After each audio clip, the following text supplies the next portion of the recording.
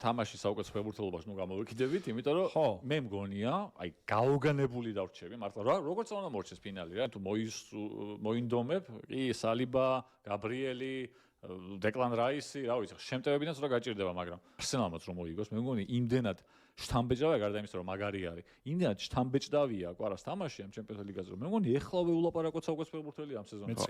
სულ წააგონ ფინალი. რამაც მისცა საშუალება პარის სენ-ჟერმენს რო ეგრე ეთამაშა, არის ხვიჭა კვარაცხელიას გენიალურობა. ძალიან კარგი თამაში ჰქონდა კიდევ ერთი, ძალიან ჭკვიანური. გარდა იმისა, რომ ის საგოლე პასი, რომელიც გააკეთა და შექმნა ფაქტობრივად მაგითი გოლი ძალიან მნიშვნელოვანი იყო, იმიტომ რომ თამაში სრულად რადიკალურად შეიცვალა. სულ სხვანაირად გაგრძელდა. ხო, პარის სენ-ჟერმენი უკვე ურბურთიანი უპირატესობა მიიღო. 7-დან ხო, და 7-დან თამაშს გაგრძელდა. თამაში გაგრძელდა რაიბასი გააკეთა. დუე გაიყვანა და საფრთხე რამდენი თავისი მომენტი რო შექმნა იქ. მომენტი იყო ძალიან ისეთი, რომელიც ამის წყალობით, ხვიჭა წყალობით შეიქმნა საგოლე მომენტი და ნუ ის ეპიზოდი იმაზე რა ვიცი, ეხაც გული მქება.